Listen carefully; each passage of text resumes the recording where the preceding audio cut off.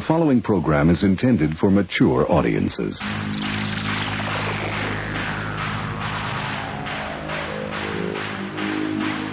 What do you say we have a rock and roll party? You're listening to Basically a Sports Show. Follow us on Twitter at Basically Sports. Subscribe to our podcast on iTunes. And check out every episode of the show at basicallysports.tumblr.com. Now here's your hosts, Zach, Greg, Mike. and you're listening to Basically a Sports Show. The absolute worst! All right, now I will explain what happened last week. We recorded the show. My internet was so slow. How slow was it? Nicely done. I sounded normal, but you guys sounded like adults from Charlie Brown. You know, the Peanuts cartoons. Right. And I thought, now, as much as I love me some me talking and then having no one responding to it, or at least in a fashion you could understand what they were saying, wasn't going to work. So I finally had to give up and just say, screw it. And so we're here to try it again. Zach, what do you got? We have a playoff field. Yeah. Let's talk about that. College football sure. playoff. Yeah. I will ask you guys. I think we were generally right in our prediction, right? Yeah. Yeah. Do you guys think Ohio State got screwed? I don't. I don't think they got screwed at all. No, me either. No, as I think it was just recently in the NCAA football thread, our friend Crash Carson said neither Alabama or Ohio State, based on a couple things, were really qualified for the playoff. Like if there were other options, I think the committee would have taken them. Right. Like had USC not lost to Washington State or not lost to Notre Dame like it did, then I think they'd be taking USC over the two of them also. Yep. But it just so happened that, you know, you had three teams that for sure need to be in there. Your SEC champ in Georgia, your ACC champ in Clemson, and Oklahoma as the Big 12 champ. Those were three teams that I don't think any way you could argue any of those teams being out of the four playoff teams. No, absolutely not. Then you have Alabama, who's 11-1, and yes, only one loss, but it was at the end of the season to the team that ended up losing the SEC title. They didn't even play in the conference championship game. And really, when you look at their schedule, there wasn't a whole lot to it. And as others have said, over the last few weeks, you look at their last three games, they lost to Auburn, they beat Mercer, good for you, and then they struggled with Mississippi State. Right. So was Alabama playing at its best at the end of the year? No. And so maybe they don't on that alone, if there was another team, you'd put them ahead of them. The other team that you might consider is Ohio State, where it's like, okay, yeah, they're a Power 5 conference champion. Yes, they have two losses, but one of the losses was to Oklahoma. Not bad. They're in the playoff field. I think you could excuse that. But the one that you can't excuse is a 30-point loss to Iowa, who ended up being 7-5. That's the thing that you can't reconcile with. And that's why, and ultimately, you know, conference championships aside, that's ultimately the data point I think that pushes Ohio State down is, yeah, Alabama lost once to a team that played in the SEC title game, and they're really in Auburn's three losses were Georgia, Clemson, and well, they lost to somebody they shouldn't have lost to, but either way. They lost to LSU. LSU. Okay. Which I don't think is a terrible loss ended either. up being a ranked team. Right. Yeah. My thing with Ohio State, and this is what I could not get anyone around here to understand, was the committee set the precedent last year by choosing a team that did not win its conference championship to put in the playoff, and that team was Ohio State. So you couldn't look at it after seeing last year and think that Ohio State was going to jump Alabama. It just wasn't going to happen. Alabama was ranked higher. They didn't play that weekend, and there was the argument, well, Ohio State played 13 games. I don't care. The precedent was set last year when Ohio State only played 12 games and got in. So it was as simple as that to me. And somebody made a really good point in one of the articles I read that Alabama has been in the top 4 or 5 all season long. And if you listen to this show, you heard me say that the committee has shown throughout the season they do not have a lot of respect for Ohio State. They have even the AP poll didn't really. Ohio State was never able to really get past, like, say, 5 at any point. So to me, it was a simple decision. Alabama had to go. It was as easy as that. I'm with you, though. If had there been anyone, like if USC only had one loss, they would have skipped over both of those teams. Yeah, I think so. And not to say, like, again, when we're coming around to what is the point of the playoff, is it to pick the 4 best teams in the country? You know, ostensibly, but I think it's also to pick the 4 best resumes that have been put forth. Right. And yeah, you could say Alabama would beat USC. Ohio State USC in the Cotton Bowl, no less. That's going to be a really good matchup, I think. Yeah. But the thing that makes this weird now, of course, is that Alabama goes in there, and according to ESPN's Football Power Index, whatever the hell you wanted to take that for, despite Alabama being the number 4 team, they have them with a 35% chance to win the national title, better than the other teams. And I think it sets up a couple interesting playoff matchups. Clemson, Alabama, third year in a row, but it's been a great game the past 2 years. No reason why it won't be this time. And then Georgia, Oklahoma, I think will be a great game too, just to see if that Oklahoma team is really the all-around team that it thinks it is. And is Baker Mayfield as good as his Heisman Trophy? He's probably going to win the Heisman Trophy, but as good as his season is. So I think that Oklahoma that's interesting stuff. Yeah, I mean, and another thing too you can take out of this is it's pretty clear at this point that the old ratings and dollars conspiracy, I don't think there's anything to it, because obviously I don't think anyone wants to see Clemson Alabama for the third year in a row. As great a matchup as it's been the last 2 years, I don't know that would have been the first choice of anyone, especially for a first round game. But here we are. I think they with what they had to work with, they took the best 4 teams. I don't know how you can argue against it. And I know Ohio State fans don't like to hear that, but don't lose to Iowa, of all teams, by 30 at some points.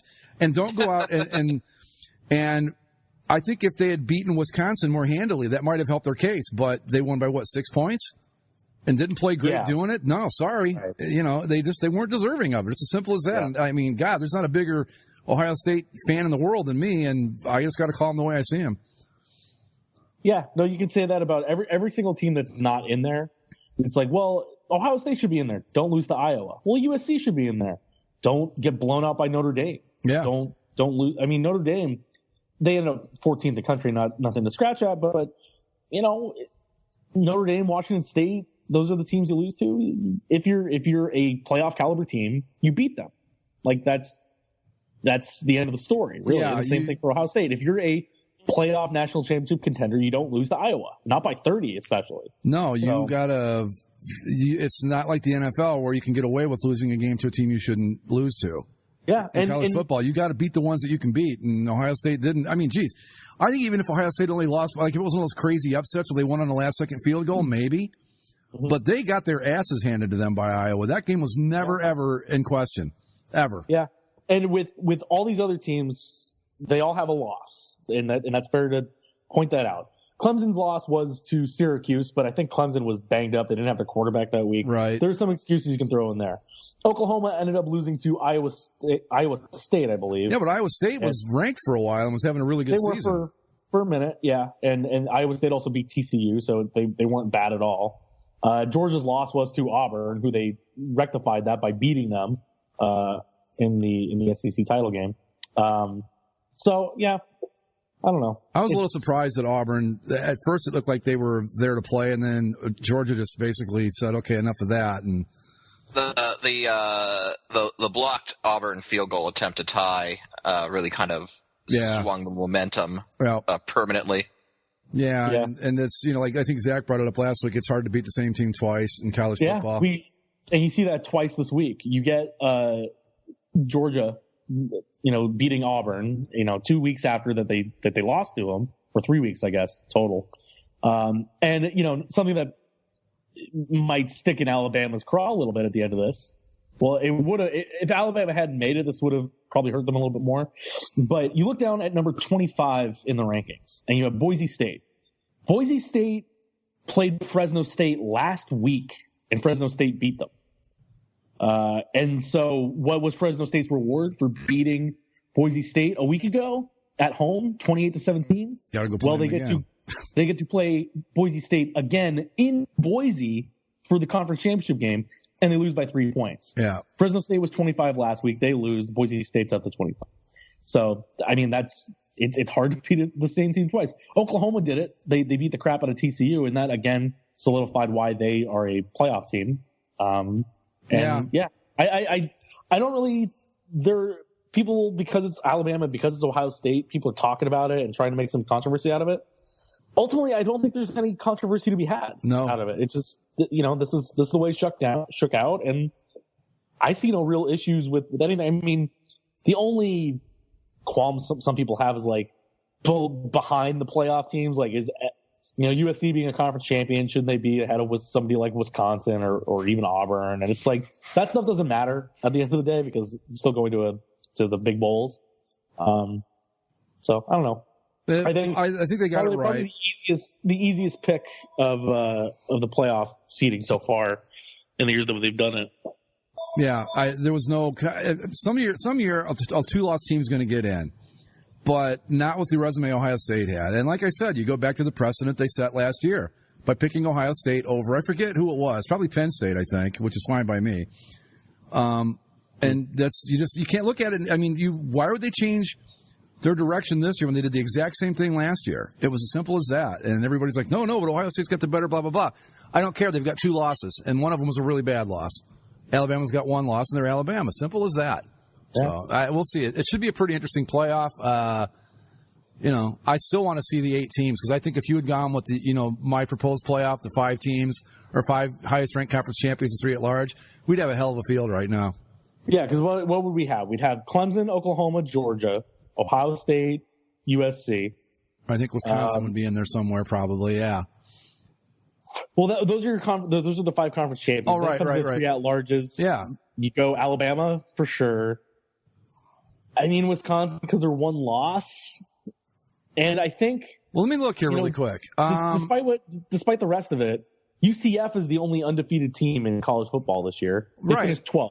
And I think you got to give them at least they would get the obligatory 8th seed just to. Well, I would have had no trouble at all if they'd put UCF in this year. I don't see why not. I mean, if you look at the teams in front of them, in all seriousness, if you look at everybody between UCF and Ohio State, do you really think that they didn't have at least a puncher's chance against every one of those teams? I do. I mean, they're not. UCF? They're not great. And if they play Alabama 100 times, Alabama's going to win 99.5 of them. But they're not. It's not ridiculous. It wouldn't be like putting Toledo in there or something. I mean, UCF had a pretty good season. They're a pretty good team. I think they could beat Washington. I think they could beat Miami. They could beat Penn State. USC, maybe not. Okay, yeah, when they get up there a little bit further. But still, why not? But in my playoff, it would have been, let's see, you've got Clemson, Oklahoma, Ohio State, Georgia. Those are 4, right? And USC would have been the 5 conference champs. Yeah, I'm giving UCF a bid, an at-large. And I'm probably going to go with, wow, there's a lot to choose from after that, is there? Wisconsin, maybe? Auburn? I don't know. Hard to say. It would be Alabama, and then the other team would have to be Wisconsin or Auburn.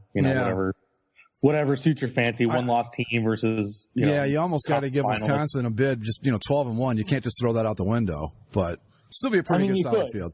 You could because they didn't really beat anybody this season, as tends to be sometimes. But and I think that hurt Ohio State too, because if Wisconsin was really the paper tiger we thought they were, then Ohio State, if they are playoff good, should have had no trouble with Wisconsin, and they had their hands full.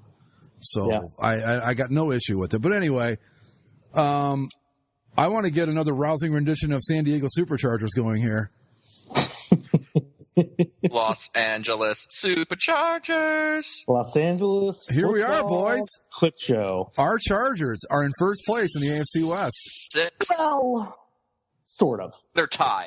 It's a 3-way. It's a 3-way tie. Right. 4 weeks ago. I wish I had the thing. But the Chiefs were 5-0. Chargers were 1-4.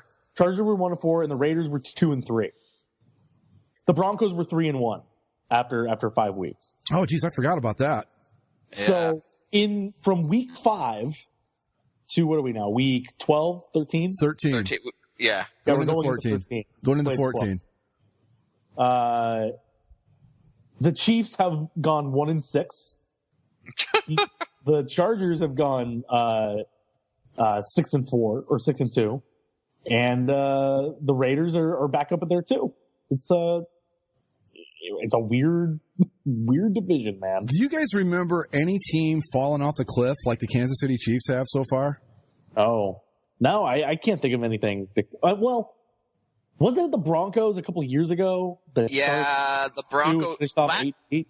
Yeah, the Broncos did that a few years back. Hell, the Broncos last year, it wasn't quite as drastic, but started off strong last season and then kind of petered. Yeah, but I don't think anybody's expecting the Broncos. Like, the Chiefs were a legitimate Super Bowl contender coming into the season, and they beat the crap out of the Patriots in the first week. Yeah, they looked unstoppable. You thought, boy, if Alex Smith has gotten it together this much, they're going to be tough to beat. And wow, and Alex Smith played great yesterday. Yesterday's loss was not on him. No.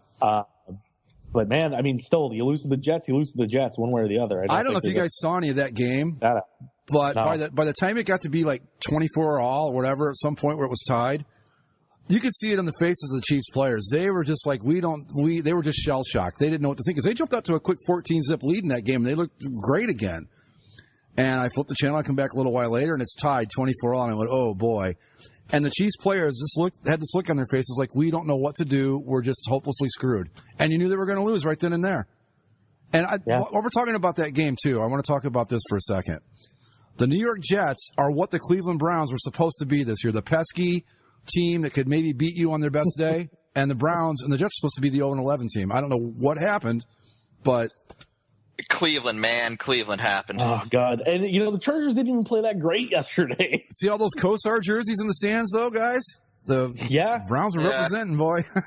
They were definitely there. But, man, 0-12. I'm sorry, but if I live in Los Angeles, California, and my options are go to the Chargers game to watch them play the Browns because I'm a Browns fan, or not, I'm taking or not pretty much every time. Why would I waste a Sunday afternoon in beautiful weather to go do that? Then again, if you're out there every day, I guess it really doesn't matter. Yeah, I don't know. We've talked about the Browns far too much. I don't want to linger on that. No, I don't either. I still want to talk, though, about my Chargers, because I still think they continue to be the hottest team in this conference. Well, yesterday had trap game written all over it for them. That was a game they easily could have slipped up because it's the Browns. They're 0-11, and I don't know who the Chargers have next, but I'm sure it's far more important than that game was. And they have Washington next week. Okay, much tougher matchup. The Chargers' final 4 games are Washington, at Kansas City, at the Jets, and then home, or quote-unquote home against the Raiders. What are they? They're going to win at least 3 of those, right? Remember at the beginning of the season when we were saying, like, this too bad this Raiders game at the end of the year won't mean anything. The Raiders will be so far ahead, the Chargers will be relevant. That's all of a sudden a huge game that the Chargers are going to have to play in ultimate black hole situation. That could be a win and you're in for both teams. I think the Raiders will not be in contention at that point. I mean, it could be important, but Raiders? what's right now? Man. What's their schedule the rest of the way? Oh, let me pull it up. I'm just not sold on that team. I don't know why, but I know I'm not, because they're not very good. Nah, I jumped off their bandwagon weeks ago. I still think it's going to be important, because here you go. They're at the Chiefs next week. Okay. Then they're home against the Cowboys, at the Eagles, and that should be a loss. Right. And then they finish up at the Chargers. Well, they could win two of those first 3 and then make that that's true playoff actually for that game, because they already beat the Chargers earlier this year. Well, not only that, but I don't see the Chiefs. I think the Chiefs. Do we think they win another game the rest of the year? How do you go from 5-0 to 6-10? I think if they're gonna win, it's gonna be this next game against the Raiders. That would get them back on track. And then, here's the Chiefs. They're home against the Raiders, home against the Chargers, home against the Dolphins, and then at the Broncos. Okay, I'll look at that going, 2-2 probably. 2-2? Yeah. They could go 3-1 if they play their potential. But then, that's also potential to lose every one of those games. Sure. Yeah. Crazy. Yeah. Like, you got to remember, too, that one of the things that started off the slide was the first game against the Raiders, where the Raiders got those 4 attempts at the end of the game. So that was a 1-point game. So who knows what this next game ends up being. The Charger game, they won handily, but that was week 3. Well, but the point is, though, is that the Chargers in LA. The Chargers are in it. They're here. Oh, yeah. Against all odds, here they are, and they are tied for first place. And I think they've got have they played the Chiefs? Did they win or lose when they played the Chiefs? I don't remember. They lost. It was week 3 in San Diego.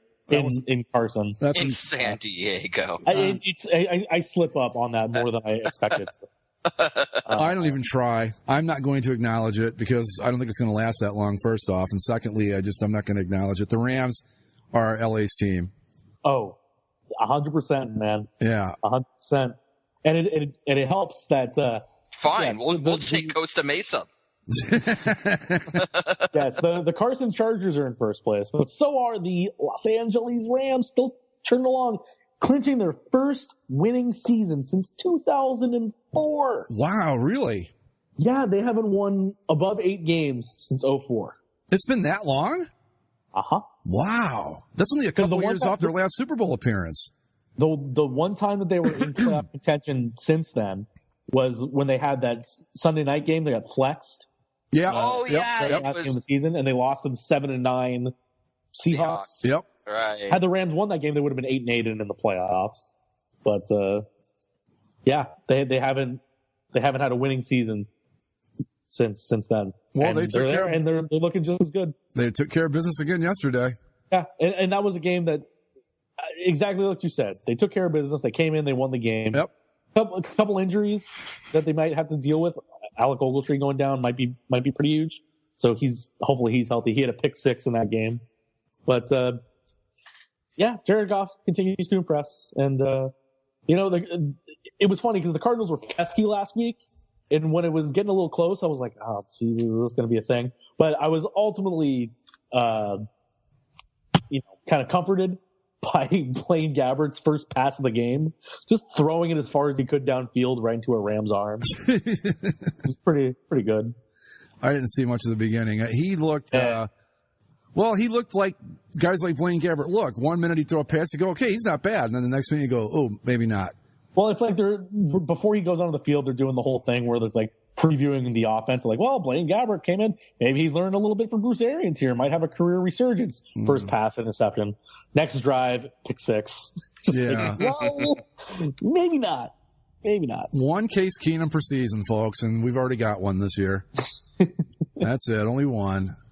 And unfortunately, the lead in the division only stays at 1 game because the Eagles didn't do us any favors last night. Those pesky ass Seahawks, man. Yep.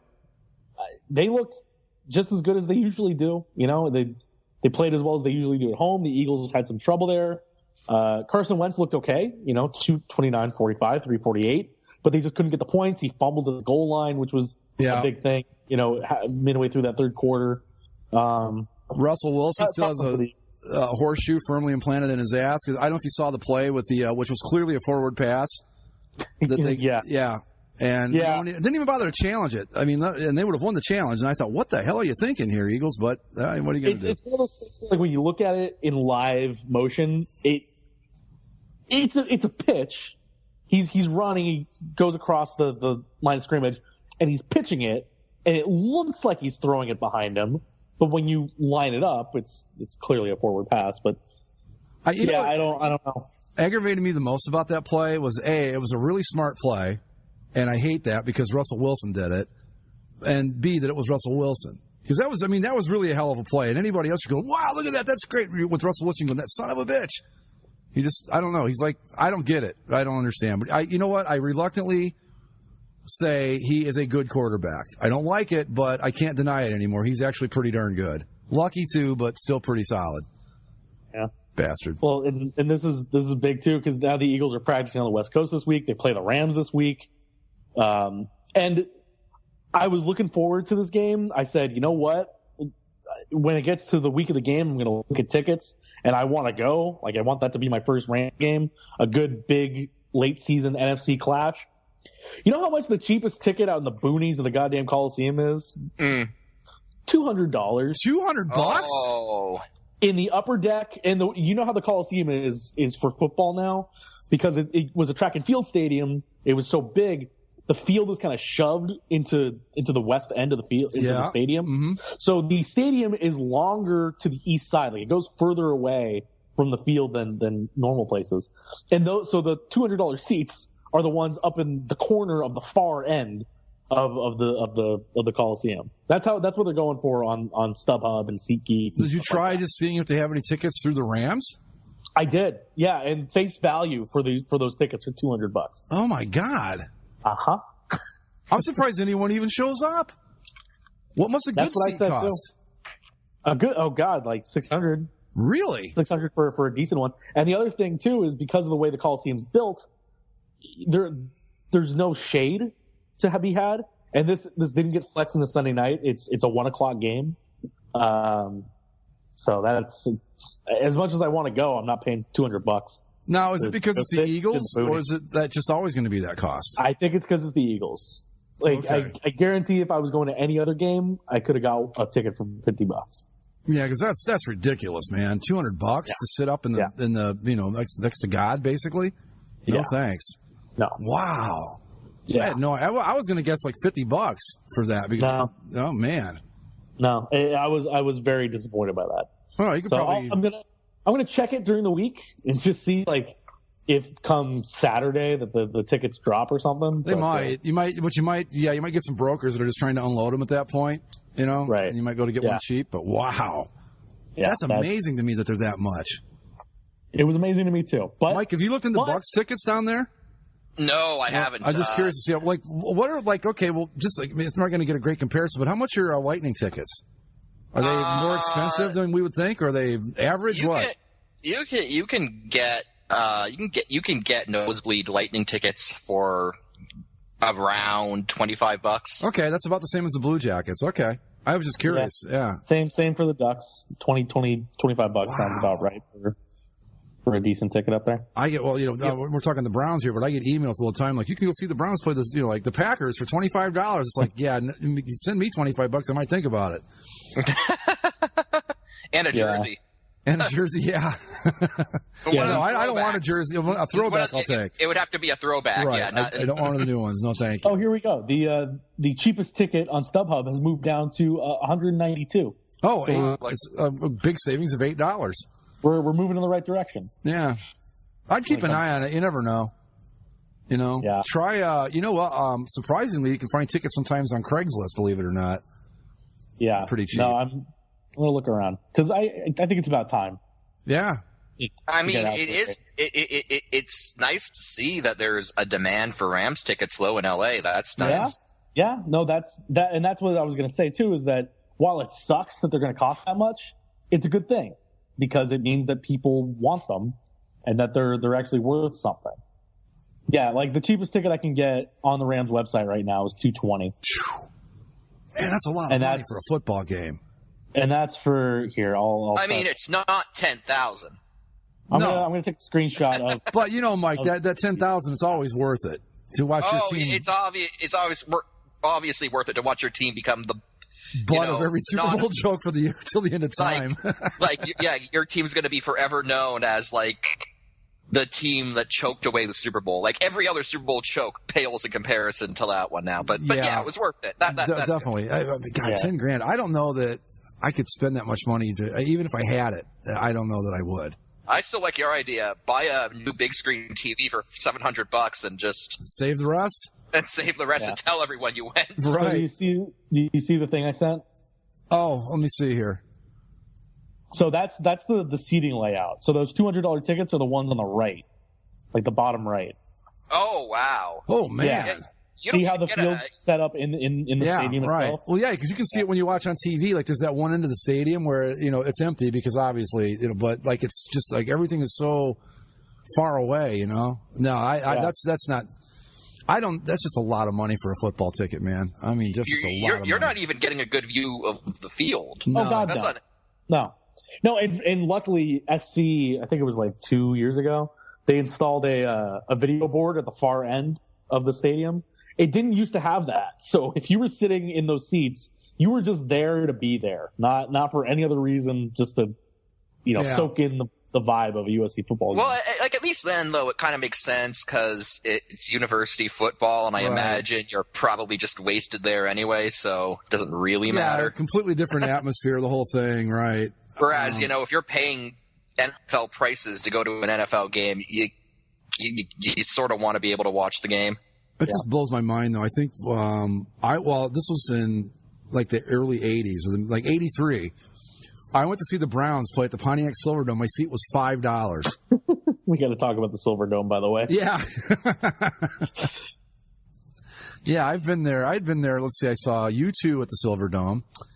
I went to a couple Pistons games and saw the Lions and the Browns play there. The Pistons layout at the Superdome is so cool. Like the way that it was just kind of like one corner of it. Yeah. That place was huge. I think it held like 80,000 people, if I remember right. 93,000 if you believe Vince McMahon's claim of the attendance of WrestleMania. I don't doubt it for a second because he had the whole floor opened up. You had all the ringside seats and stuff. So yeah, you could put another 13,000 in there, no problem. I think. Sure. It was actually, when I went, it was a pretty nice place. Obviously as the years go on, it becomes more and more obsolete. But when I was there, every seat, you had a great view no matter where you were, which was nice. Definitely different from old Cleveland Stadium where you would pay $8 and get stuck behind a pole and couldn't see half the field.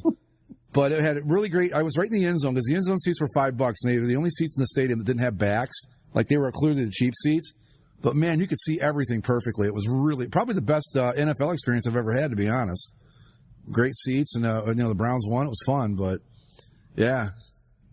But speaking of the Superdome, you saw the implosion video. Mike, did you see it? Yeah, god damn. So this Pontiac Silverdome has been out of use for many, many years. It's in a state of disrepair. You could have bought it a few years ago. You could have bought it for $510,000. Right. Which sounds like a lot of money until you think of what you're buying. Yeah.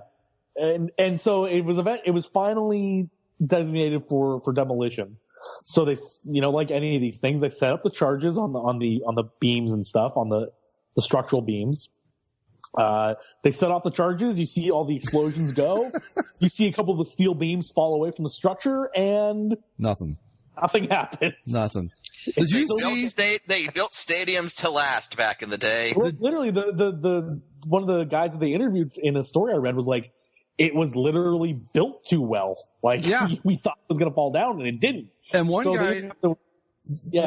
guy said that the beams did in fact do the explosions did what they were supposed to do, but the thing just didn't fall. It's like, so now we have to sit back and wait for gravity to do its job. So it could just fall at any given moment, and you just don't know when. The thing is too, they determined that like at least 8 charges didn't go off supposedly, and they think it was because of a cut wire.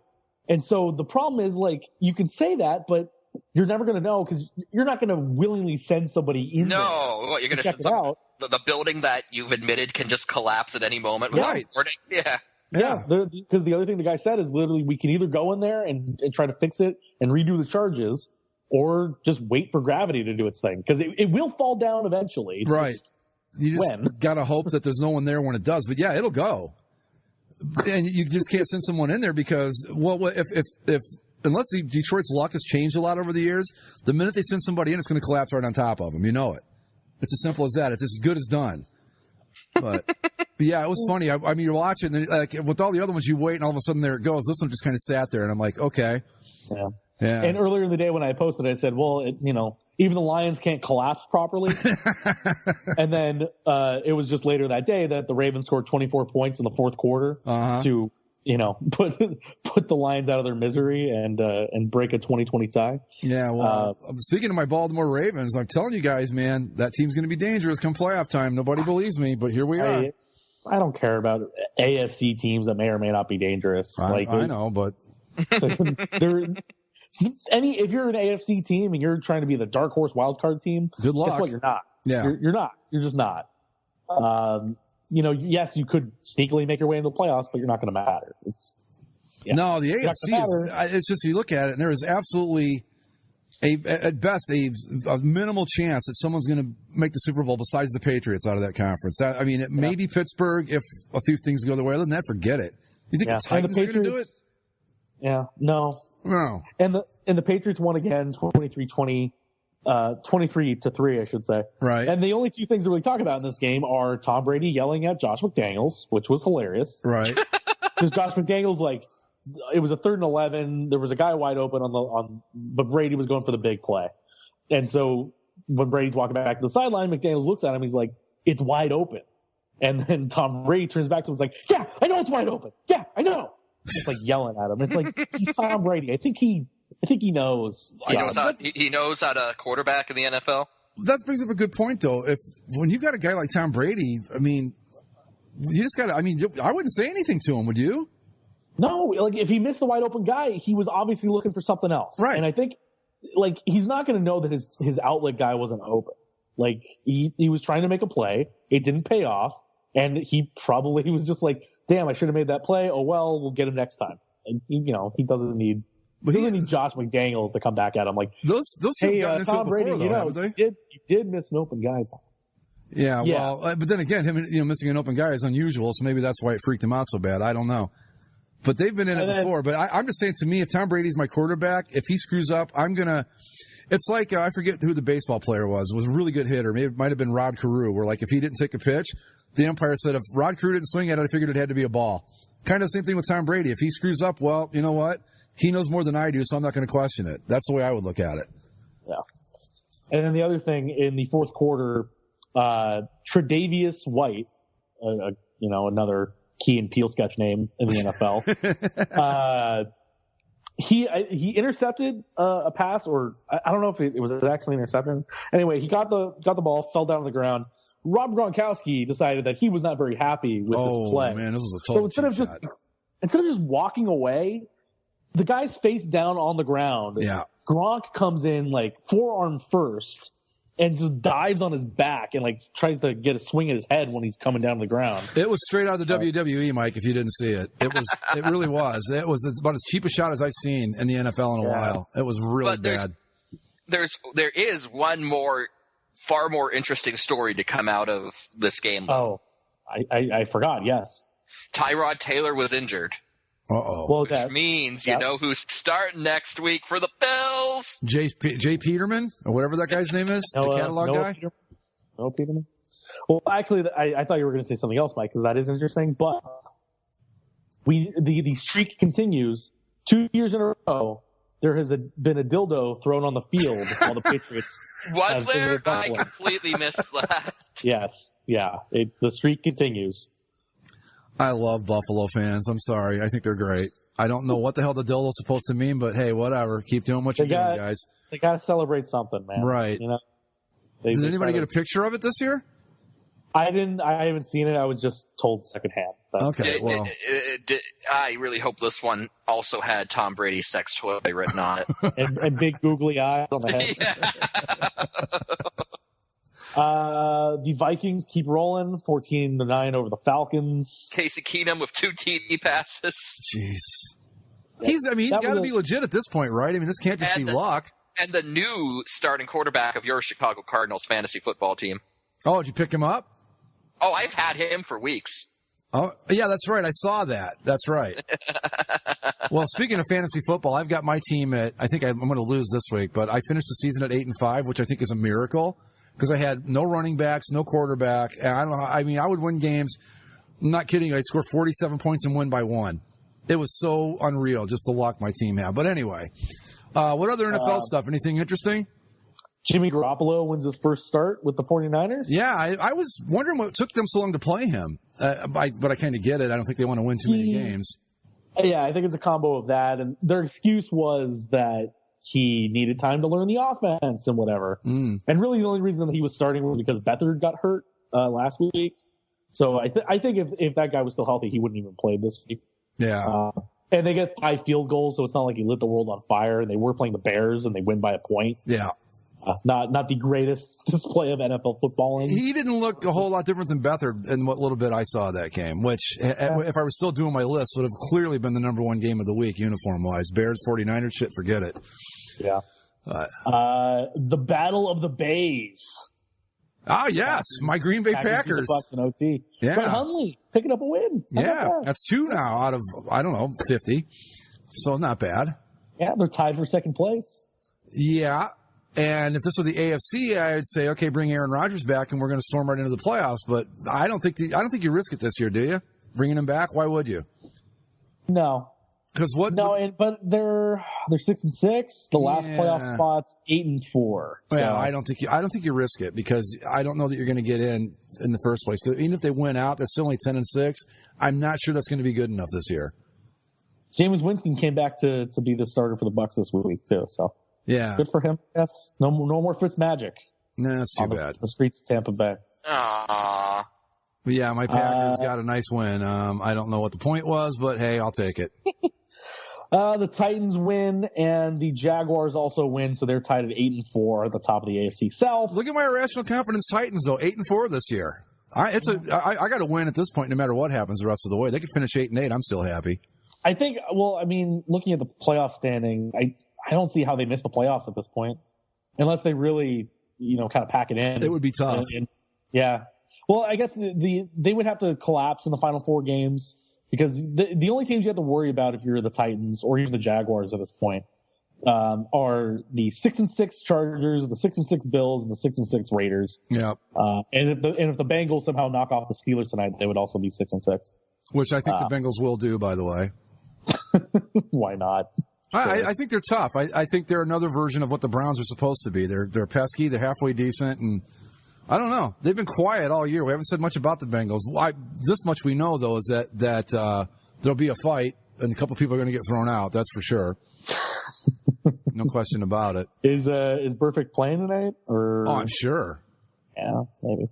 And they're really good with the criminals, that Bengals bunch. They got that Joe Mixon, who's a woman beater, and yeah, great bunch of guys you got down there in Cincinnati. And then I guess the only other big game was Saints-Panthers. Saints looking good on offense. Yeah. They win this one. They were tied atop of the division, and the Saints win to 9-3. Panthers are 8-4. So right now, guys, okay, looking at it, you got your Rams at 9-3, Saints 9-3, Vikings and Eagles at 10-2. Yes. If I had to pick right now, I think the New Orleans Saints would be my choice to win the NFC. I'm serious. That running back kid, what's his name? Kamara? Man, that dude is something Alvin else. Kamara. And you got Drew Brees at quarterback. I don't know. I think that they've got that little extra bit in the mix that might make the difference in the playoffs. Maybe. Who you like better as a quarterback? You going to go with Drew Brees or Case Keenum? Case Keenum, Super Bowl champion. Come on, let's make it happen, Vikings. You know what? As much as I wouldn't like to see that, I think that would be awesome. Wouldn't it? Would he not? Would he not go straight to the top of the list of like the quote unquote worst quarterback to ever win a Super Bowl? Trent Dilfer. Yeah, him, Trent Dilfer, Brad Johnson. Those are contenders, right? See, I'm going to make the argument that Brad Johnson actually wasn't too bad. He had a few good years, so I'm going to let him off the hook. I don't think he's one of the worst. So Dilfer has to be the worst. Yeah. I mean, basically he was there because somebody had to play the position while the offense was on the field until the defense came back out for that Ravens team. Yeah, like Trent Dilfer, I think, in terms of quarterbacks who contributed the least amount to their team's Super Bowl success, it's got to be Trent Dilfer. Like, really?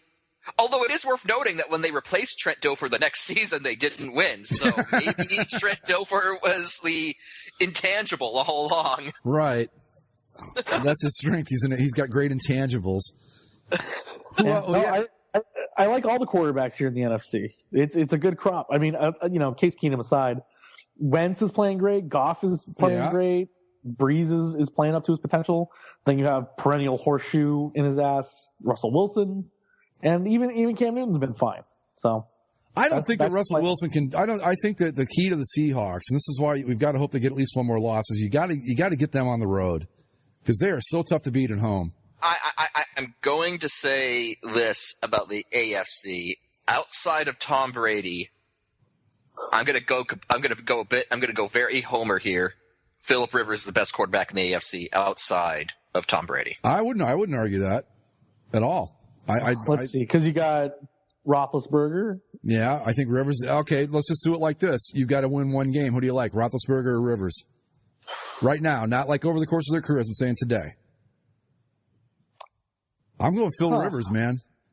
I still say Roethlisberger. Do you? Because I think the problem is if it comes down to a tight game, I don't trust Phillip Rivers to win it. That's fair. He's going to be too intense, clapping his linemen to snap the ball. Like he's going to lose his head. He's got a little too much Dan Marino in him for my liking, because that was Marino. No, seriously. I mean, Marino was a great player, but look at the all-time greats, Montana, Brady, have a certain element of cool about them. They never lose their heads. And Marino and except when Josh McDaniels is bothering them. But Marino would always flip out like that. Rivers, I just don't like a quarterback that flips out all the time. When Brady does it, it's news. When Rivers does it, like he does it all the time. My thing with Brady. No, not Brady. Roethlisberger is. I honestly think Roethlisberger is kind of.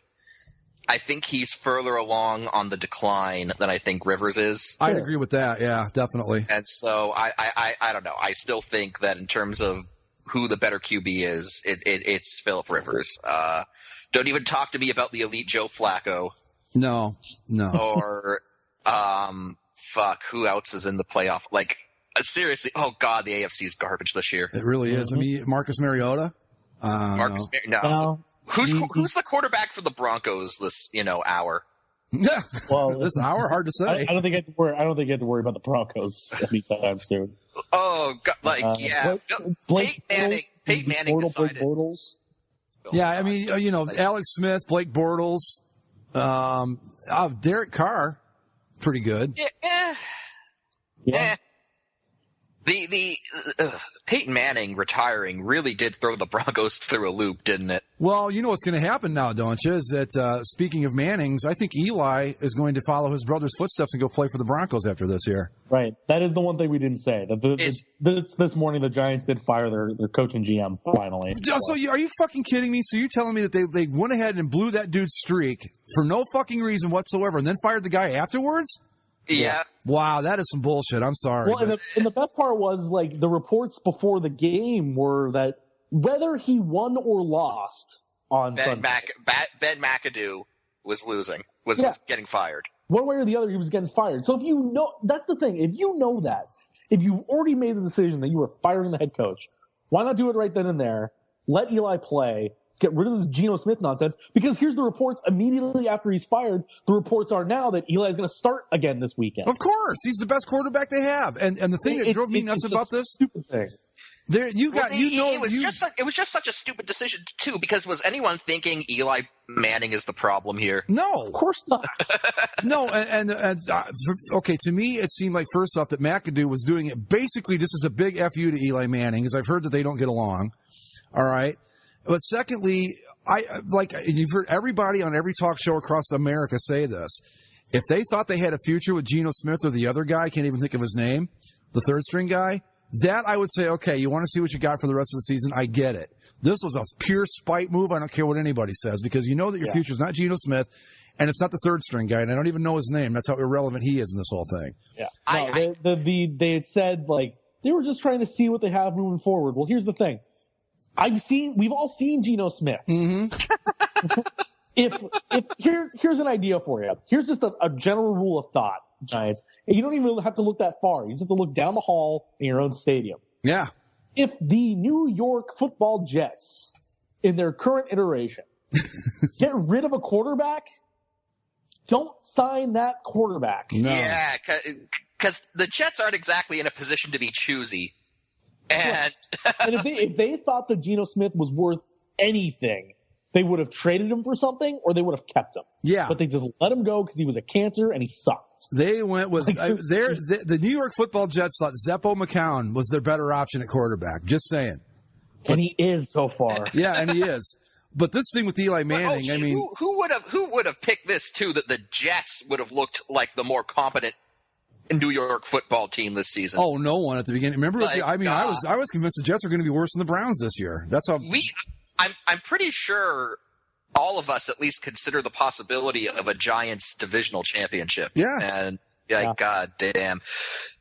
And Ben McAdoo, just again, fuck him and his whole I'm going to rally the team with a story of a lion who has sex. Was he the guy that did that? Yeah, he was. Oh, man. That was his inspirational pump up the team speech. Well, and again, boning. My favorite Ben McAdoo moment of his short-lived career, playing the Rams, getting destroyed, and after the game they said, "What did you tell the team at halftime?" And his response, of course, was, end statement. That was it. If that's all you need to know. And the thing about Ben McAdoo is you're losing by 28. What do you tell your team? Nothing. You had nothing to say. The guy was so clear. Go ahead, Mike. Sorry. Go ahead. I I was just saying, like, Greg, you mentioned how apparently he and Eli didn't get along. From what I can gather, Ben McAdoo didn't have a good relationship with any player on that team. I mean, who did you have you seen this guy's hair? Would you? I just think the whole thing was. By the way, Greg, you were asking who their third string is? Yeah. It's Davis Webb. That's it, right. Rookie out of Cal. Yeah. That's a name that inspires confidence. Yeah. He's I'd never heard of him until they brought his name up in all this. But this is just I'm a Pac-12 football fan, and I couldn't have told you where Davis Webb was from.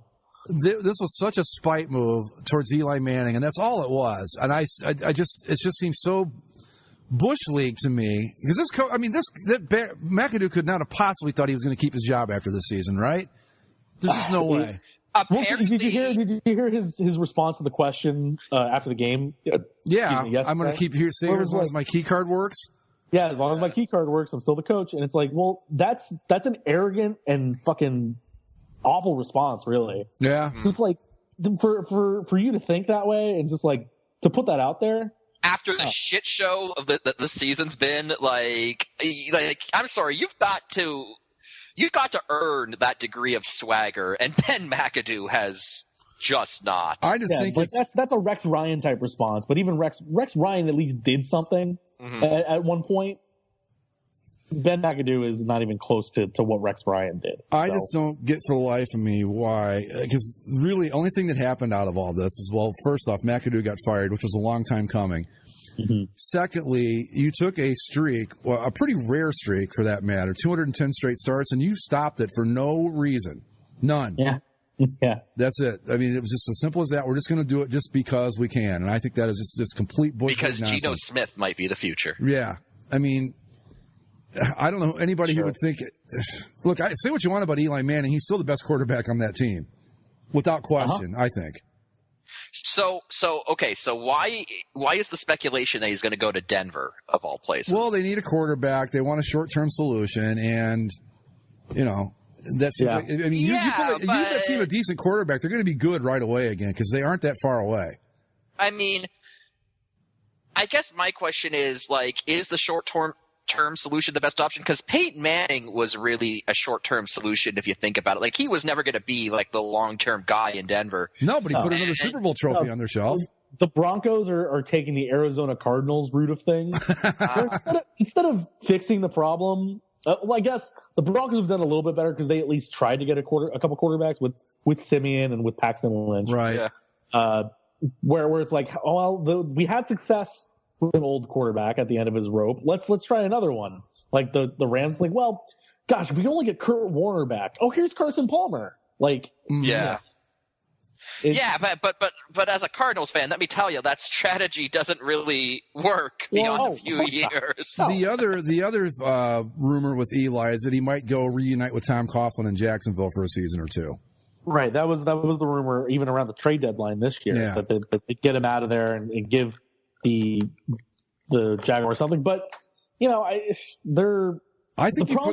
problem for the Jaguars is that they're doing okay. So it's not like Blake Bortles has done anything that's a fireable offense quite yet. No, but I don't think anybody would argue that he's good enough that if you had Eli Manning or Blake Bortles, you're going to start Eli Manning.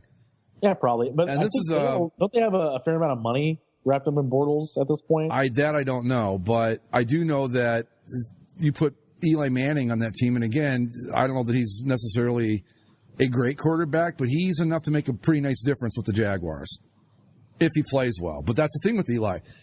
Bill Simmons did a column last week, or a mailbag, debating, is Eli, okay, I'll ask you guys, is Eli Manning a Hall of Famer or not? No. You sure? I mean, two Super Bowl wins. Two Super Bowls. I mean, there are plenty of quarterbacks who won Super Bowls who aren't in the Hall of Fame. But Super Bowl, but not too many that only one that's won multiple that isn't, and that's Jim Plunkett.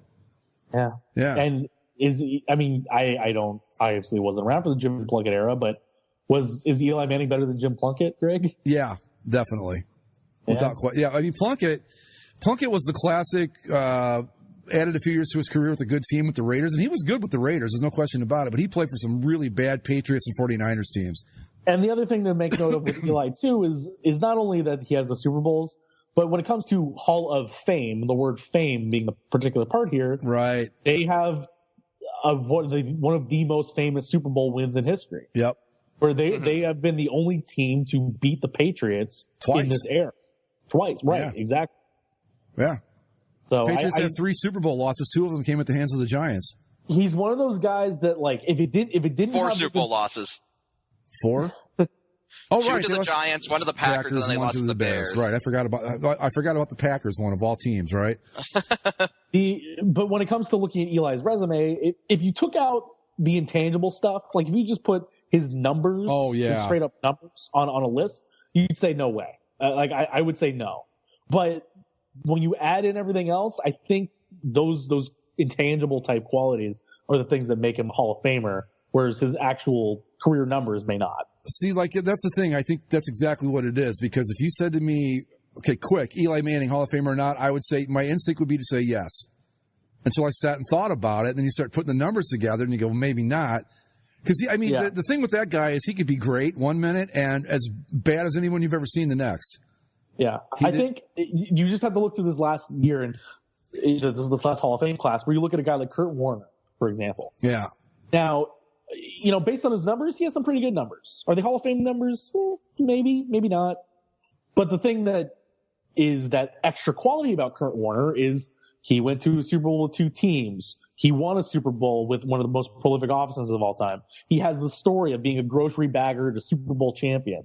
Like, all that sort of stuff you put into the Kurt Warner story, and you say, okay, yeah, sure, that's a Hall of Fame worthy career for you, Kurt Warner. And speaking of the, if it was just some guy that was a quarterback and played for a while, I don't think he gets in based on all that. No, plus you got to throw in too with Eli in particular is that the NFL Hall of Fame is not that tough to get into, to be completely honest about it. And I know that you guys think I have these ridiculously high standards, and I do, but more so for baseball than football. But I think the Football Hall of Fame, because you've got that required number that have to get in every year.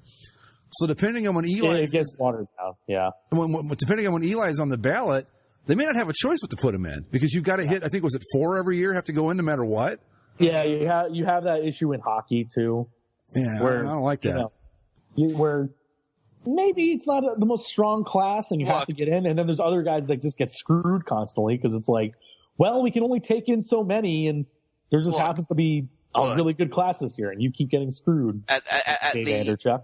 Oh, Dave Anderchuk got in finally. Finally, yeah, I know, but he was the example of the guy that kept not making it because, well, sorry, we just don't have room at the end for you. But I don't know. That's a hockey question. I'm not even entirely sure Dave Anderchuk's Hall of Fame worthy. Like, really? 600 goals.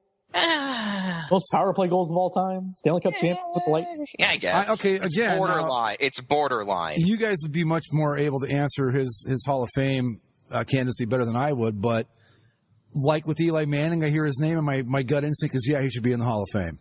Now, I don't know that much about him, but I know enough to know, okay, that's a name that I think should be in a hockey Hall of Fame. He had a very under the radar career. And yeah. And like many guys that are kind of on the borderline, because the Hockey Hall of Fame is in Toronto, the Toronto, you were a Leaf? Well, you got to be under consideration. Well, I think if you're a Leaf, you're automatically in the Hall of Fame, right? I mean, Matt Sundin, first ballot Hall of Famer, should be enough to say that. Wait, Matt Sundin? Yeah. Matt Sundin was a first ballot Hall of Famer because he was a prolific Toronto Maple Leaf. That's literally the only, like, he's probably a Hall of Famer, but he got in overwhelmingly on the first ballot because Toronto. I mean, Dave Anderchuk was a Leaf. Yeah, for a bit. But with hockey, if you play 4 years for the Leafs, you're automatically in the Hall of Fame, right? Same with the Canadiens. It doesn't matter what you did as long as you were there for 4 years. You get to go, and your number gets retired. Well, the Canadiens. I don't know. You don't think Matt Sundin was a first ballot guy? No. All right, I don't know. No, he's a Hall of Famer, but not a first ballot. Okay, I'm gonna throw this out there, like with baseball and every other sport. What's the difference? Either you're a Hall of Famer or you're not. The ballot should make absolutely no difference to me. Yeah. No, I agree with that to a certain point too. I think it all comes down to context. Like, are there better people in that year? Like, I honestly cannot think off the top of my head who else was under consideration. Me neither. The year Matt Sundin. It doesn't matter now. But I'm just saying, like, for all we know, like, we could look it up and we could see the class, the people who were under consideration and be like, oh, well, of that group, Matt Sundin really did deserve of that particular group of people. I'm not sure, or we could look it up and be like, oh, there are so many other better options. Like, a context is a big part of it, I think. Well, didn't he play in the same era as like Mike Modano and Lindros and those guys? Or am I getting that wrong? No, he was around, but he was around a bit later than that. But yeah, he was also that era. Okay, so you're taking all right. So if you're putting him but in between, like, say then and now, he's kind of like in the what, like in the late '90s to mid 2000s range, or what? Yeah, Matt Sundin. I think he's a Hall of Famer. Then I don't think there's any question if that's the era we're working with here. I have very mixed feelings about Matt Sundin because the parting of the ways of the Leafs was not entirely amicable, but whatever. Yeah. He played his first season was 90 with the Quebec Nordiques. Oh shit! Now one season with the Nordiques and you're automatically in. So all right, I'm fine with it. For 4 years with the Nordiques, and then played with the Leafs for his entire career until the 08-09 season where he played with Vancouver. So he was around for almost 20 years then.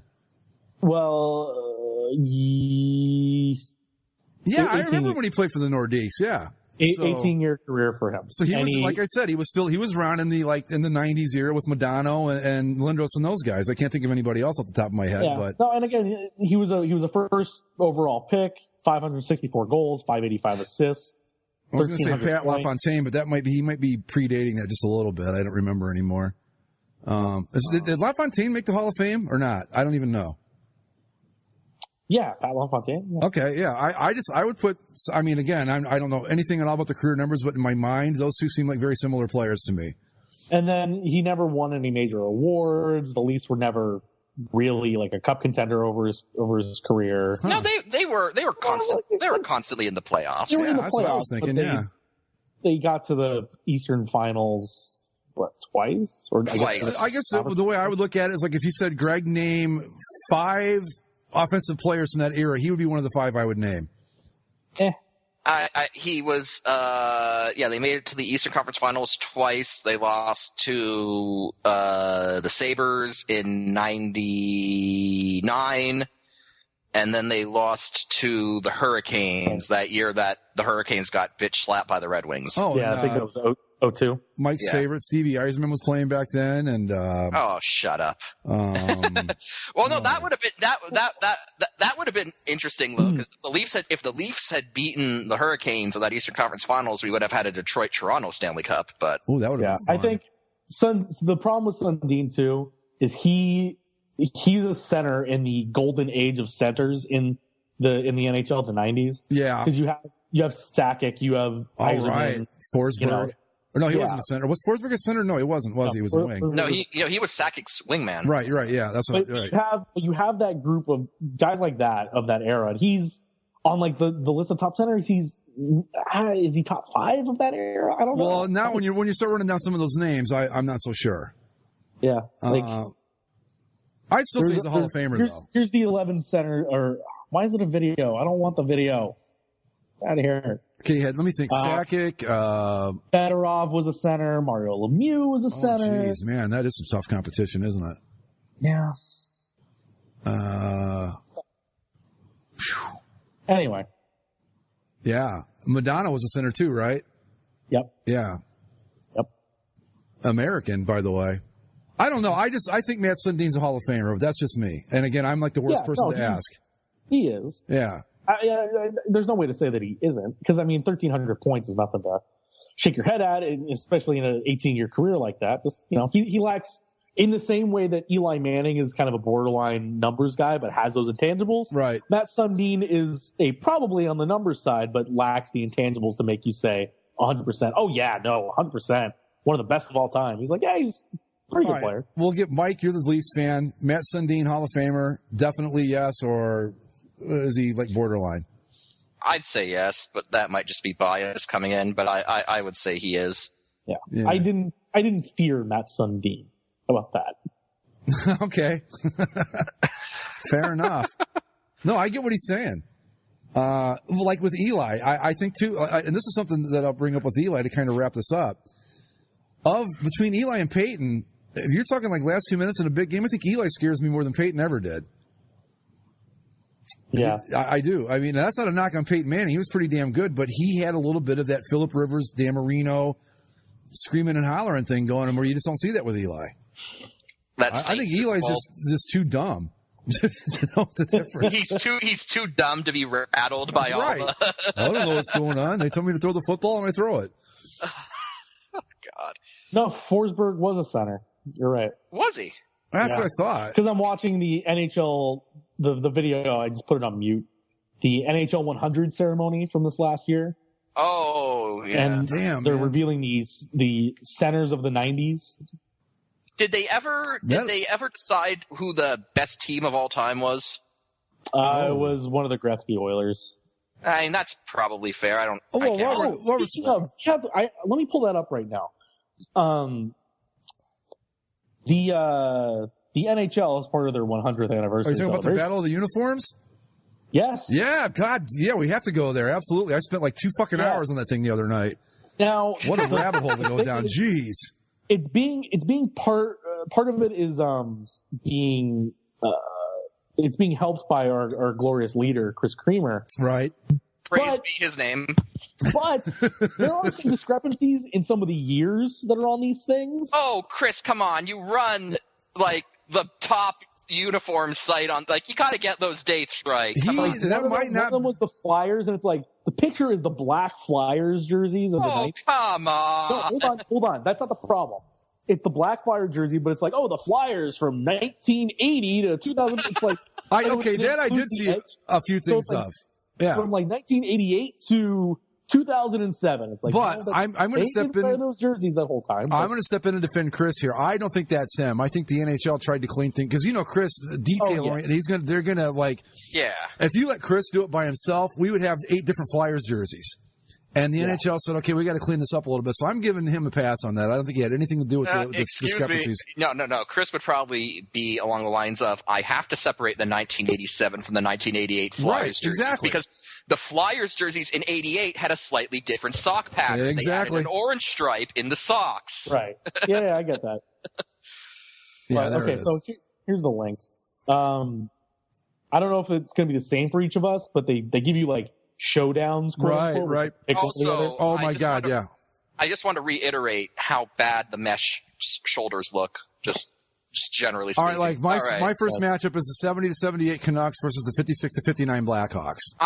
I've got 59 to 2018 Blackhawks, which is 59 to 2018.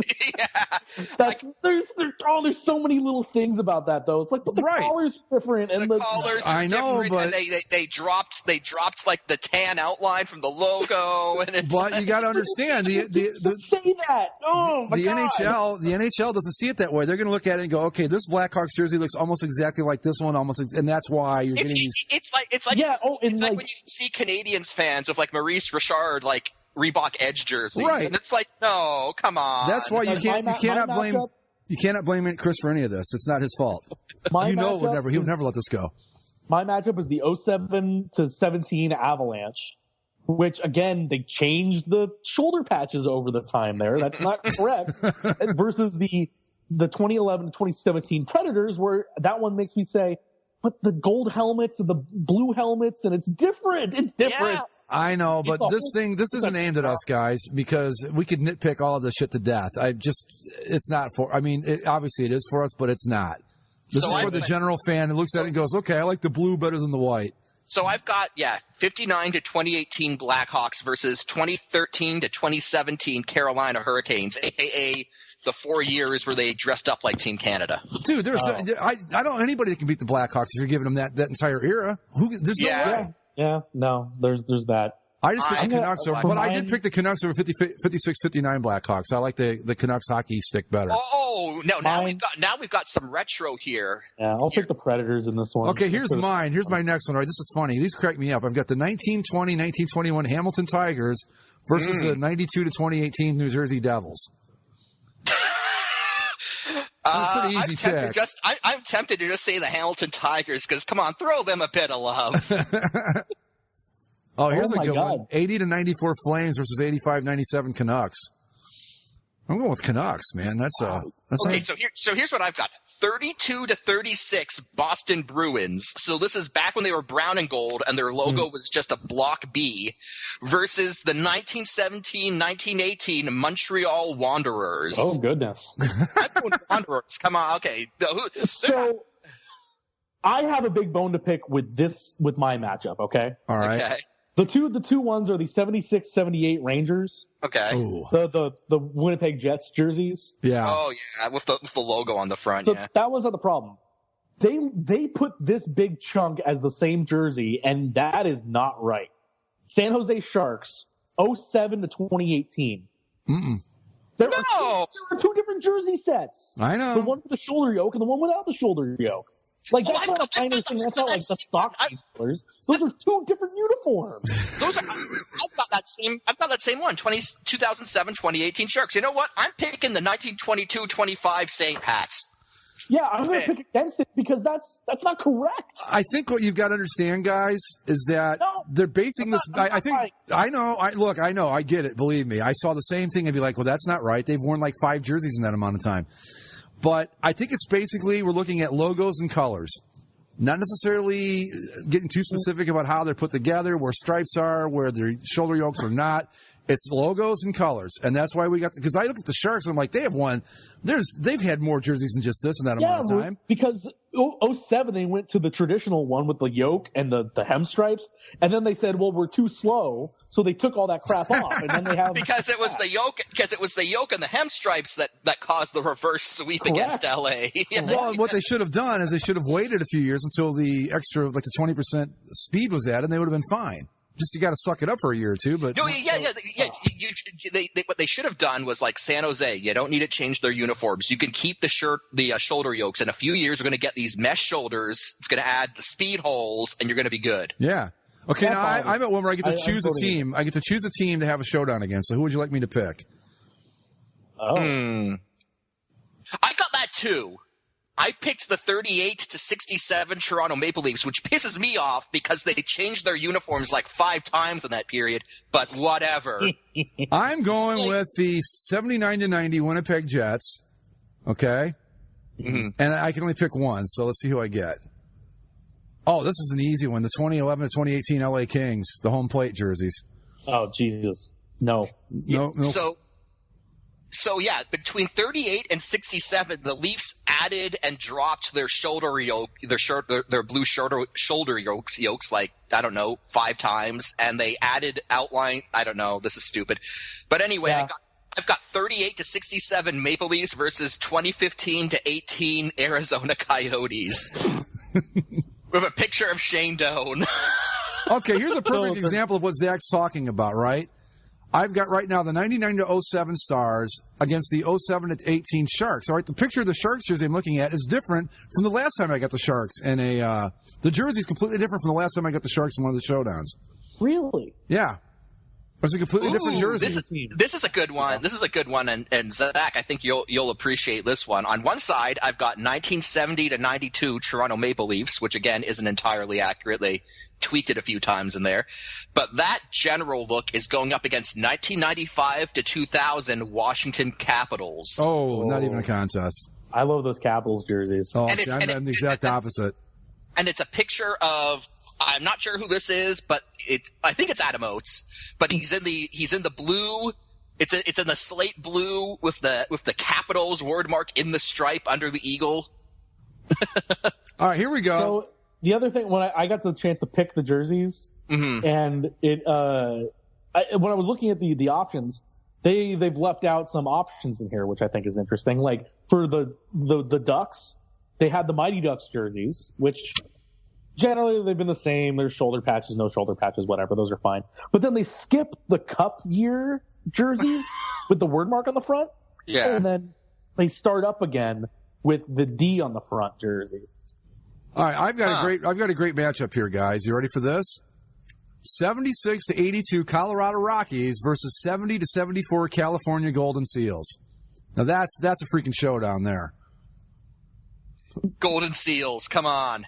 I'm going with the Rockies. I like the flag-based logo on the front. How about, Greg, here's one up your alley, too. All right. 07 to 18 Blue Jackets. All right. Versus the 32-36 Bruins. Oh, shit, Blue Jackets all the way. Yeah, I've got one. I don't like any of those. If the picture's in black and white, I'm almost inevitably voting for the other team. I've got the 2007-2018 Columbus Blue Jackets versus the 78 to 85 Vancouver Canucks with the giant V. Oh, Blue Jackets all the way, right? You guys don't like those horrible V jerseys, do you? I remember when were they in the playoffs? They didn't make the finals that year. They played for the Stanley Cup in those V jerseys. Right. Against who was it against? I forget. They lost, thankfully. Yeah. I have a real contentious Battle of Pennsylvania right here, okay? I have the 68 to 73 Penguins, the Baby Blues, versus the 81-82 Flyers, the Cooperall. Oh, you got to go with the Pens on that. Come on. We cannot reward those Cooperalls under any circumstances. Those Cooperalls. Do you guys know the only other team besides the Flyers to wear Cooperalls in the NHL? They were white. I know that, right? They were white, weren't they? Nope, the Hartford Whalers. Zach's correct. Were they white pants, though, right? No, they were green. Green? Oh, okay. Yeah. I could swear I remember white. The Capitals had white pants, but they were regular hockey pants. Okay. All right. Maybe that's what I was thinking. I've got the 2011-2018 Winnipeg Jets versus the 2013-2018 Dallas Stars. I'm going with the Star. Wait, what year Stars? Current Stars versus current Jets, basically. I'm going with the Jets in that one. They're both really nice uniforms. Yeah, they are. Side by side. Well, here's one that you can't split hairs on this one, guys. The 59 to 2018 Blackhawks, as you've already had, versus the Vegas Golden Knights. Blackhawks all the way. Blackhawks. although the Vegas Golden Knights, I will admit, I do kind of like the look of them, and I will be picking one up. All right, I've got a good one here. This is a really good one. Okay, 79 to 92 Hartford Whalers versus 70 to 92 Toronto Maple Leafs.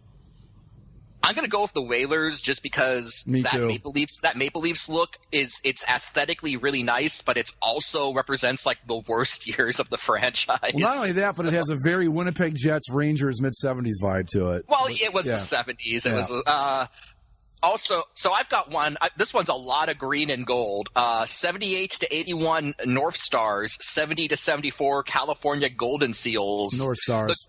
The Golden Seals, this picture includes golden skates, by the way. Ooh, long. I got to go with the North Stars in that one. The Kachina Coyotes versus the original Ottawa Senators. Which Ottawa like the original Ottawa Senators? 17 to 34. I want to say like Barbara Pole's nice, but that Kachina pattern was really cool. It is. It's one of the coolest. 76 to 82 Colorado Rockies, 67 to 70 Toronto Maple Leafs. Maple Leafs, this looks like they have like what are they called? Northwestern stripes on the sleeves? That was the 67. That's the look that they adopted for Canada's Centennial, and that's when they changed to the 11-pointed maple leaf and they altered the stripes a bit. It's also the last set associated with a Leaf Stanley Cup. I still like the Rockies better. I don't. I think I like the Maple Leafs better in this. Let's see. I'm going to pick the Maple Leafs. Let's see what the percentage. Oh, close one. 53-47 Leafs in that one. The original St. Louis Blues, the ones they wore in the Winter Classic last year. Okay. The baby blue color. Versus the 56 to 77 Canadiens, which is like peak Canadiens. That's actually a tough matchup. They're both really nice. Indeed. It's got to be the Habs, though. Just classic. The Habs have the Habs. I'll say it again. The Habs uniforms are hockey's version of the Yankees pinstripes. So they cut that one off at 77. What's the difference? It's like for the Canadians, they're going to get picky about details, but the Canadians Blackhawks are going to get picky about the goddamn collars on the jerseys, but we're going to. Oh, come on. I'm telling you guys, this is all the NHL or whoever's running their website. This has nothing to do with us or Chris or anything. They just want the Canadians and Maple Leafs to win it all. Those are the only ones that are accurate. Here we go. All right. They're not accurate on the Maple Leafs, I'll tell you that much. Here's a classic for you. Okay, 76 to 78 Cleveland Barons versus 1941-42 Brooklyn Americans. Oh, okay. See, now those are two old-timey uniforms I actually really like.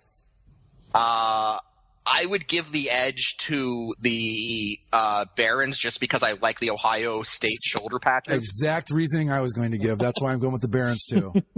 Okay, here's one that's confusing. Barons won 60-40.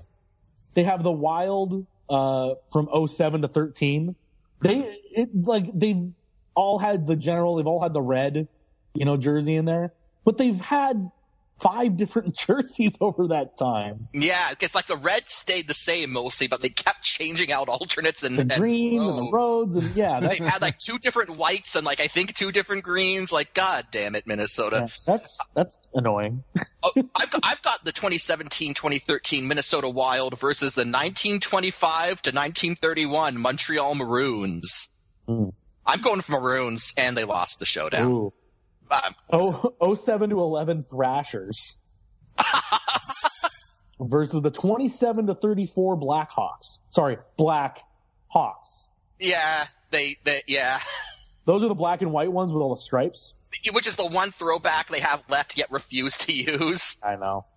I've got okay. Here we go. I've got the 46-47 New York Rangers. It's basically a Rangers arched across the front with a number underneath. Oh, the 1 year football jerseys, yes. Right, and the 56-77. Again, I'm with you, Zach. What the hell's the difference here with these Canadiens jerseys? But okay. Well, there is a minor difference there. Well, okay, there is a little bit of difference. Well, yeah, but there's minor differences in the Blackhawks from 58 to 2018. Yeah, right. The only difference on those Canadiens jerseys from the other ones is that the 70s jerseys have the white collar, and then after that they went to a blue collar. Totally changes the dynamic of the jersey, of course. Anyway, I'm going with the Canadiens. And then they went to a white and blue collar in the 90s. The Rangers, the 46-47 Rangers jersey did not fare well in this matchup. It lost 87-13. So now I've got the 88 to 98 Kings, which is Gretzky era, versus 90 to 96 Winnipeg Jets, and I got to go with the Kings because, in my opinion, the Kings never looked better in that one. That was their Chevrolet logo jerseys, right? Yeah, those were good. Although they lost in this poll, I picked the Kings, but they lose 45-55 to the 90s Jets. People love those Jets jerseys, man. I mean, they just do. I don't get it. I like them, but I would have picked the Kings in that matchup myself. I mean, I like the Jets jerseys a lot. I mean, I think the 90s Jets logo is a far improvement from the 70s Jets logo, but it's very plain. I'll say that it looks very generic, I think. Oh, I get to pick a team again here. I know I'm going with my Quebec. Battle of Colorado, 2007 to 2017 Avalanche versus 76 to 82 Rockies. Oh, jeez. I got to go for the Rockies because that edge design was bad. All right, I'm picking. If only they could have been the Rocky Mountain Extreme. Thank God that never happened. Quebec Nordiques from 1980 to 95. I get to pick one. That's what I'm picking. Versus, man, this thing's got a thing for the Maple Leafs. 27 to 34 Leafs. Sorry, but my boy Joe Sakic in the Nordiques jersey is going to win this one. 78-22. For who? Nordiques. Ah. That's my next jersey in my collection. This is the white one. I've got the blue one already, but got to get the white one too. Not the Brooklyn Americans again. Come on, against the Flames, 80 to 94 Flames. I'm thinking the Flames, even though I don't like that look that well. You see what I mean, though? You can go down this rabbit hole for a long, long time. Oh, here we go. This is a good one. All right. 93 to 2007, Florida Panthers. 2000-2007, Columbus Blue Jackets. These are I gotta go with the Panthers. I gotta go with the Panthers. Absolutely. These are the CBJ jerseys, not the good ones. Yeah. Yeah, and the crowd agrees it's a 71-29. Florida takes that one. But yeah, we could go on all day on this thing. Oh, wait a minute. There's the Devils in green. You're right. We could go all day. But it's awesome, though, isn't it? I mean, it's just a lot of fun. Yeah. It was even though there's a lot of errors involved. It's still for people like us. This is like catnip. It's just Yeah, but it's like I'm putting out a tweet right now because it bothers me that much. Like I got the first one again. It's like there are 2 different jersey sets. That is not one era of jersey. I cannot accept that. This is stupid. What do I like? Yeah, okay. Capitals. But When you really go through this, though, it really, I think, emphasizes the fact that of all the jerseys and all the sports that we love, hockey jerseys are by far and away the best, right? Yeah. I mean, without question. There's some great stuff over the years. It's just, it's amazing. Yeah. Oh, I got Detroit Cougars versus Detroit Red Wings. And interestingly, on the Red Wings side, it's the 1961 to 2018 Detroit Red Wings, even though... Yeah. Mike? Wait a minute. Yeah. I know, because I got a version of the Red Wings that was not that. It was, was it the 61? It was older. It was like a 40s or 50s jersey. I don't remember. I got 61 to 2018 Detroit Red Wings. Mike, do you want another bone to pick with this thing? Sure. Oh, wait. Never mind. I'm an idiot. I just can't read. I was going to get really mad because they listed the Lightning on as an option. And I was like, wait a second.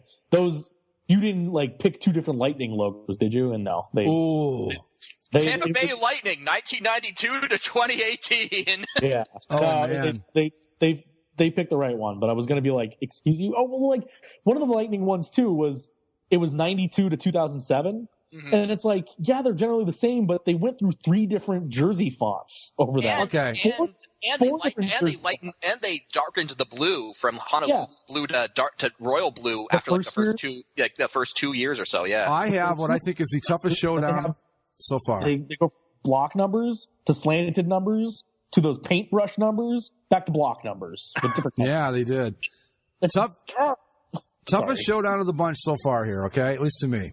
70 to 96 Buffalo Sabres versus 1980 to 95 my beloved Quebec Nordiques. Ooh. That's a tough call, isn't it? Yeah. All right, guys, give me a vote here. I would go with the Sabres. I think I'm going to, too. Well, anyway, that's a fun rabbit hole you can go down, folks. If you're interested, it's at greatestnhluniforms.com. Check it out. It is an absolute blast, especially for uniform geeks like us. Or a frustrating exercise in lack of attention to detail. Right, that too. Okay. You can follow us on Twitter at Basically Sports. Subscribe via iTunes, Stitcher, Spreaker, and YouTube, and follow us on Facebook. We will see you next time. Later, guys.